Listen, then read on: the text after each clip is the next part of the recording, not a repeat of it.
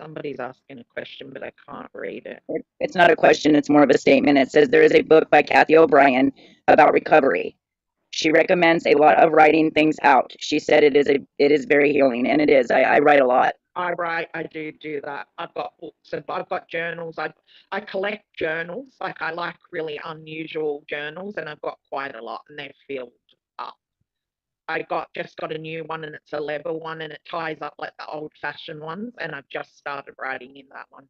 I do write a lot. I draw, I write, I paint, I do all sorts of things. If you I'm could an say one, interior designer. That's what my job is. But I run the company now. I'm not hands on like I used to be. I see. So I'm creative. I'm very, very creative. If you could say one thing to one person out there who is going through what you have been through, what would you say to them? I would say be kind to yourself. It's not your fault. And, you know, you're special and you're loved because we don't feel loved. So now you got me crying again. So, um, we don't feel loved. So I want them to know that they're loved and they're here for a reason. Make that about survival and not victim to being a victim. Be a survivor. Don't be a victim forever because that way they're winning. The longer you be a victim is the more you're letting them win. Stand up and be a survivor. That's my advice. You know, I have a saying that I live by because I am an SA and DV survivor. Yeah. I I don't call myself a victim, and I really hate that word. You I know, do too. the only true victim I feel is somebody that was murdered. You know, yes, you're a victim at first, but then you have survived that. You've been through it. You survived it, and after that, you're a warrior. You stood up, and you're past it, and You're a you're strong survivor. enough to share your story, and you are a survivor, like you are, Yanni. You're a warrior. And surviving is not easy. You really need to take that power back from them and say, I'm done. You're not doing this to me forever, and I'm not going to be your victim forever. And getting to that point is really hard, and a lot of people adapt to a victim mentality. And if they do that, they're more likely to not survive. The better that they stand up and fight and don't let them win. They're the ones that survive, like me. You eventually get strong and you say, no, no, I'm not a victim anymore, and I will not live by your victimizing. I'm not going to live by that anymore. It's hard to get there because there are It is. days where I wake up and I feel like I'm the victim again, but that makes me fight harder. That makes me say I fight because I say every time I feel bad and I go to those dark places, they're beating me. And they can't do that anymore. I can't let them beat me forever. So I'm not going to let that happen. Good. Some days are bad, some days are good, but I'm here and I'm still alive. So I did fight and I am a survivor. So I've got to just accept that I have bad days. We all have bad days. I still have nightmares, and mine happened almost 31 years ago. I know. And of course you do. I mean, you're a person, you're a human. Somebody's hurt you, you're gonna feel something. It's gonna change everything about you. The dynamics, the person you are is completely different after you've been victimized. There is a complete different person that comes away from that. Um, and it's very hard to take control back of your mind. It's very hard. I mean, I have to take a lot of medication. I do. Not even going to lie about that because if I don't take the medication and those feelings are raw, I won't be alive long, very long. So the medication helped. It helped keep me fighting. It helped me not to remember certain things because my husband has told me that I talk in my sleep, I sit up, I move my hands around and I do all this weird stuff in my sleep, but I don't remember it because the meds have me numb to it. which is a good thing. I don't want to know what I'm thinking about. It can't be anything good if I'm doing that, you know? So the Right. meds help. The meds help. My boyfriend tells me all the time, well, not all the time anymore because now it doesn't happen as often, but when I do have those dreams, I fight in my sleep, like I'm fighting them. So, Yeah, so um, do I. I start throwing punches and stuff. I do that. I kick and I scream and yeah, he told me I do that. yeah, So I do. you probably do that too. It's just that it's I just do. you trying to protect. And you were you young when that happened? The first time, yes, I was 8. Okay, so you're trying to protect that 8-year-old in your sleep. That's why you're fighting. And that's how the psychiatrists and the psychologists and stuff have explained it. That's why I fight. That's probably why you fight because you're trying to protect that 8-year-old that's in you, you know? Yes. Yeah, that's what happens. And I don't want to know. I said to my husband, I want you to film me doing that. He said, and I'm not going to do that ever. He doesn't want me to know. I say, what did I do? And he just says, just leave it alone. I don't know exactly what I do, but it must be bad because some mornings I see it in his face that he's had a bad night with me. But I asked him to film it a couple of weeks ago and he said, no way, not ever will I ever do that. He said, just leave it alone. The meds are working, just leave it alone. Do you know why he wants you to leave it alone? No. Because he doesn't want you to see. He doesn't want your progression to digress. He doesn't want you to digress. He wants you to progress. So, And I'm happy when I asked him. I wasn't even sad. I just go, we need to set up a camera so I can see what I do in the night. And he said, that's never going to happen. Uh-uh. he's trying to protect you. I know. He always tries to protect me. But I have to sometimes face the demon to get past it. But he feels like I've faced it enough, and now I just got to get past it altogether. That's what he thinks. So he understands the ups and downs that I have. He can just see it in my face some days. He's just like, "Are you okay?" And he's like, "Do you want me to stay?" Like I'm like, "No, you need to go. I need to be alone." There's times where I want him around when I'm feeling bad, and there's times where I really need to be alone, just Right. with my animals and the TV and alone. I need that. And he gives me that. He lets me do what I want to do. He doesn't try to control anything except for the filming of me. He won't. He just said he will never let that happen. So That's just him protecting you. That's all. Because maybe he thinks that if he filmed you in that moment, that it will somehow makes cause me more go trauma. backwards. Yeah, Yes. yeah, you're right. I have to just, yeah. I got angry. I told him he was, I cussed him out and I was like, I want to see. And he's like, you don't need to see. What if you needed to see, why be on the meds at all?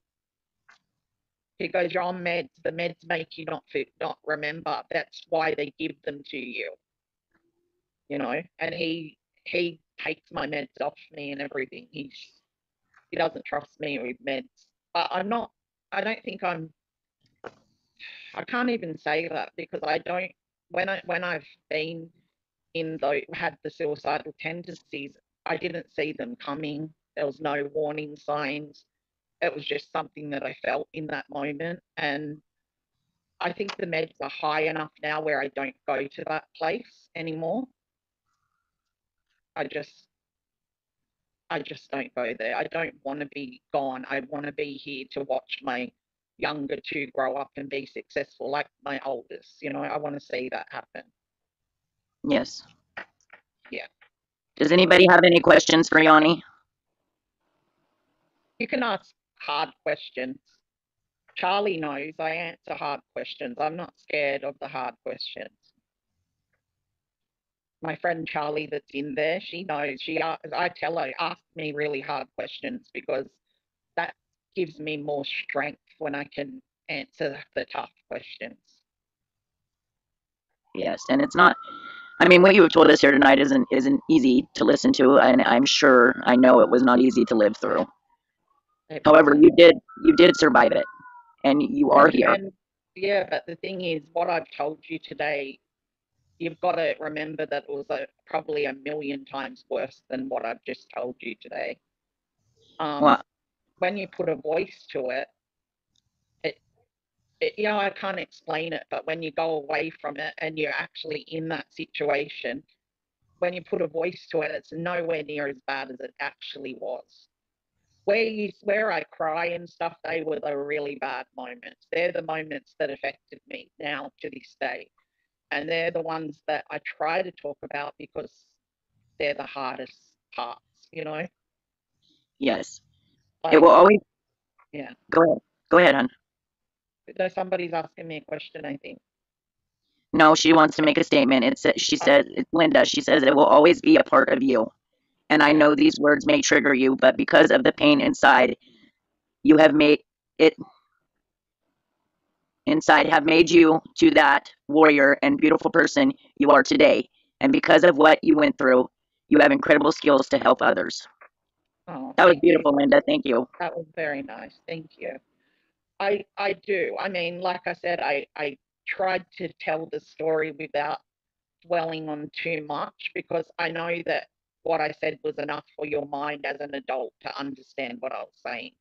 Um, if I was to sit here and go through every moment, we'd be here for hours and hours and days because there were so many incidences. Like you got to imagine 3 to 4 times a week for 11 years. So it's a lot. Well, like you said, it was like I said, I thank you for being here. You did really well, Yoni. I tried. Thanks. So No, you did really good. I Really good.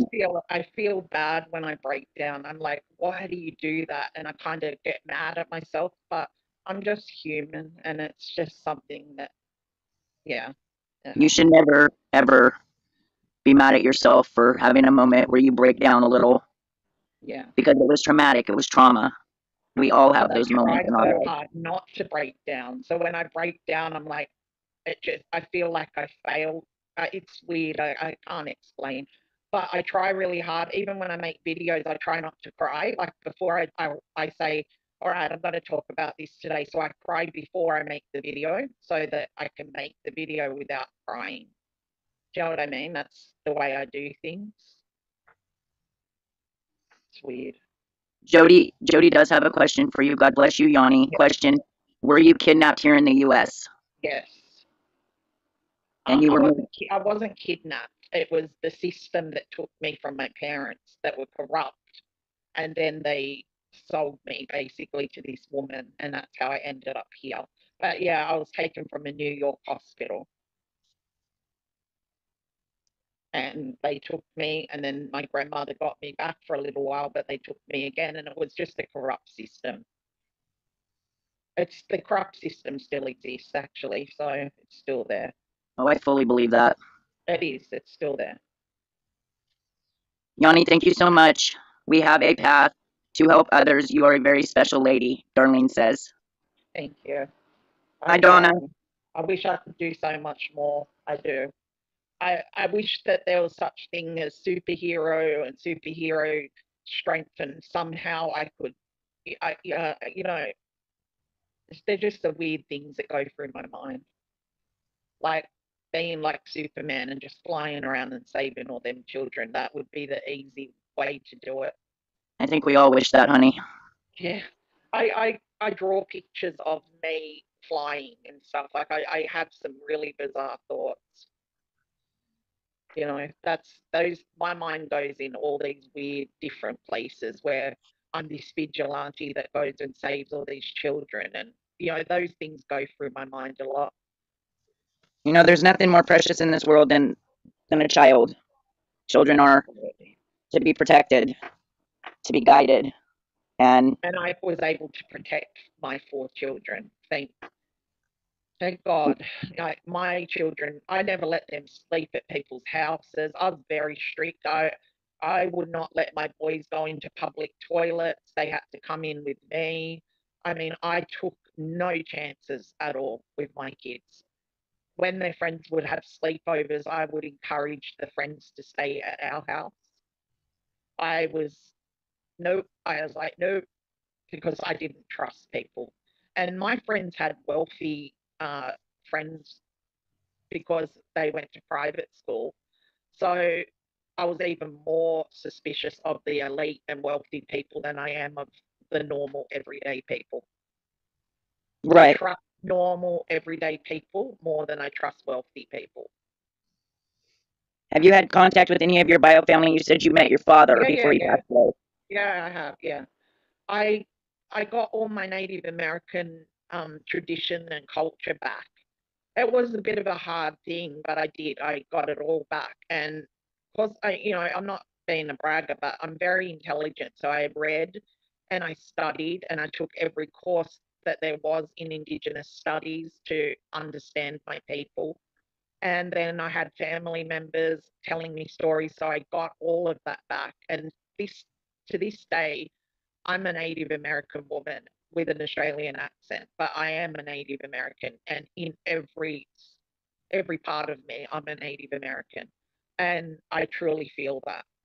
Um, my tribe are the Onondaga people of Six Nations in New York. So yeah, our people are the Seneca Nation, and I know everything about my people. I even learnt some of my language. So I really love my Native American culture and traditions. I live by them. I pray every day. I pray to the ancestors. I give offerings and things like that. I mean, people, a lot of people that are closed minded think that burning sage and all of that is a demonic thing. It so isn't. That's just the way our people have prayed for thousands of years. I can't help that witchcraft and demon people use sage. They do, and they use it in a stupid way. It's not supposed to be. It's supposed to be to open up the realms to your ancestors.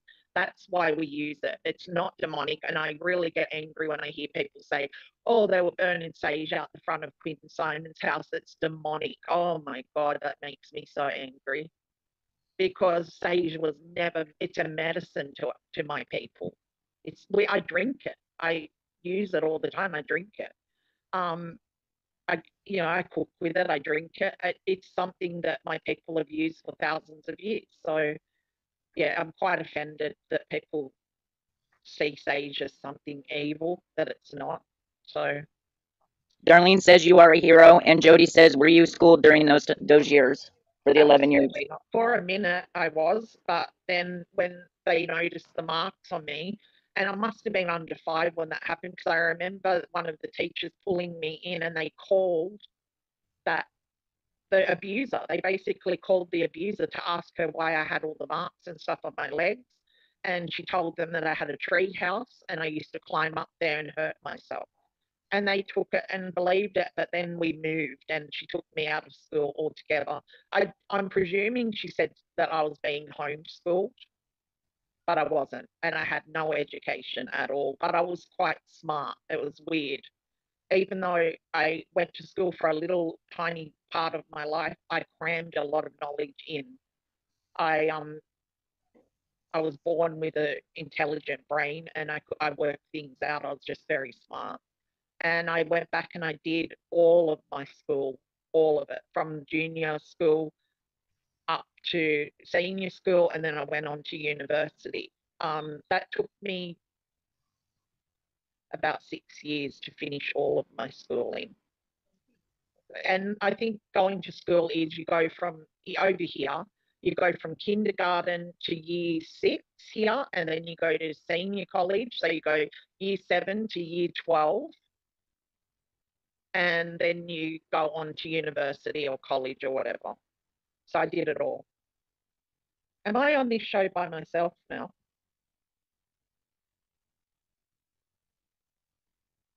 Mama, where are you? Oh, there you are. I was like, am I running this show now?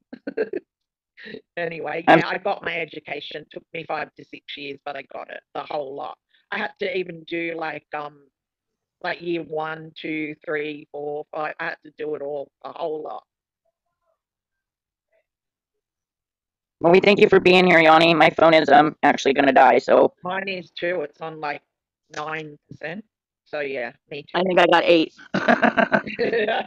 I'm beating you by one, but thanks for having me, and I hope that you understood what I was saying. we, I did my best. we Love understand. you, and thank you so much. Thank you, and you are loved. And you can reach out to me anytime, Yanni. Absolutely, I know. Well, now you've got me on Messenger. I will be messaging you. I'll have you on again. Okay, love. Share your story. This was nice. Thank you. I feel good. Everything was okay. Thank you, and sorry that I am a bit of a mess sometimes, but Don't that's just how apologize for that. it is. Don't All right, apologize. You're welcome, everybody. Thank Jody. you for being kind. And if you ever need to ask me questions, I'll come back on and answer those. Tonya, I love you. She's my friend. I don't know how many of my friends came here today. I Well, know we have Tonya, Charlie, Darlene, Lips. Lips. Yeah. Anyway. All So they're right, here. off you go before my phone dies. Love you all. Thank you so much. Much love, girl. Have a good evening. You too. Okay, Thank you. bye. Bye. Bye bye.